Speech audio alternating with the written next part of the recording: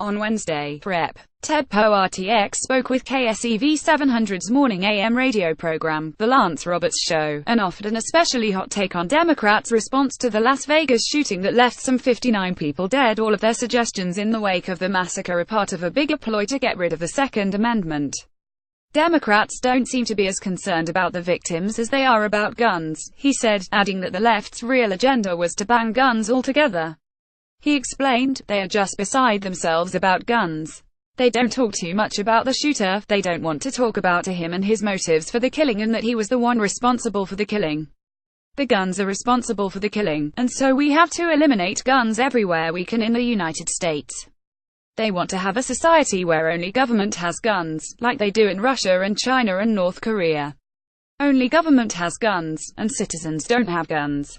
That's their plan. Poe added that the left desperately wants to control people's lives and take away personal freedoms, pointing to security measures like metal detectors as proof that they had gone too far. Rather than looking at what could have prevented this, and they haven't come up with an answer yet, their only answer is, well, we need to eliminate all guns, Poe lamented. Poe's claims are, of course, unfounded. None of the current gun control legislation being introduced on the Hill in the wake of the Las Vegas shooting would replace the Second Amendment or eliminate all guns. It's also important to note that the process for actually repealing a constitutional amendment requires a lengthy, burdensome process requiring majorities that Democrats simply don't have. At the moment, there are a few legitimate suggestions floating around Congress for increased gun control measures meant to limit the number of casualties in case of another shooting. On Wednesday, Sen. Dianne Feinstein DCA introduced a bill that would ban sales of bump stock equipment meant to effectively turn semi-automatic weapons into automatic weapons. According to Jill Snyder, the agent in charge of the Bureau of Alcohol, Tobacco, Firearms, and Explosives office in San Francisco, investigators found several bump stocks in the hotel room of Las Vegas shooter Stephen Paddock this week. Bump stocks are currently legal and can be bought online for as little as $50. We've now witnessed the deadliest mass shooting in U.S. history, which saw nearly 600 people killed or injured. An American concert venue has now become a battlefield. We must stop this now, Feinstein said in a statement. Automatic weapons have been illegal for more than 30 years, but there's a loophole in the law that can be exploited to allow killers to fire at rates of between 400 and 800 rounds per minute. The only reason to fire so many rounds so fast is to kill large numbers of people. No one should be able to easily and cheaply modify legal weapons into what are essentially machine guns. Feinstein's bill does not, in any way, call for the Second Amendment to be replaced or for all guns to be eliminated.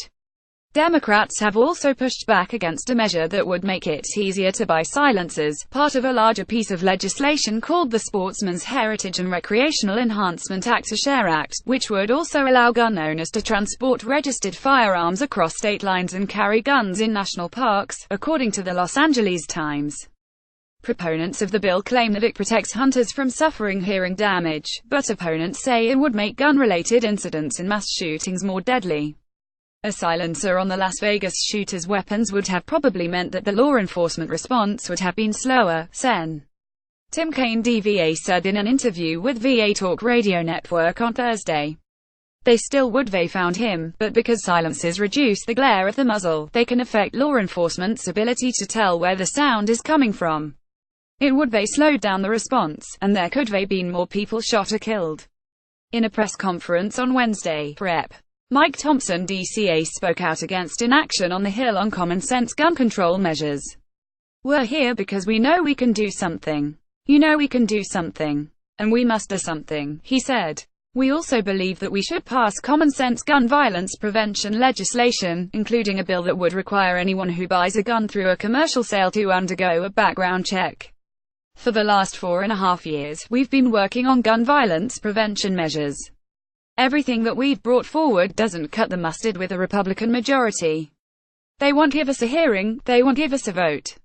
Well, if you don't like what we're bringing forward, you bring something forward. Added Rep. Robin Kelly Dill, the time for action is now. Enough blood and tears have been shed. Enough families have been broken apart. Let's do something to stop this death, otherwise we do not deserve to be here. Notably, neither Thompson nor Kelly called for all guns to be eliminated or a repeal of the Second Amendment.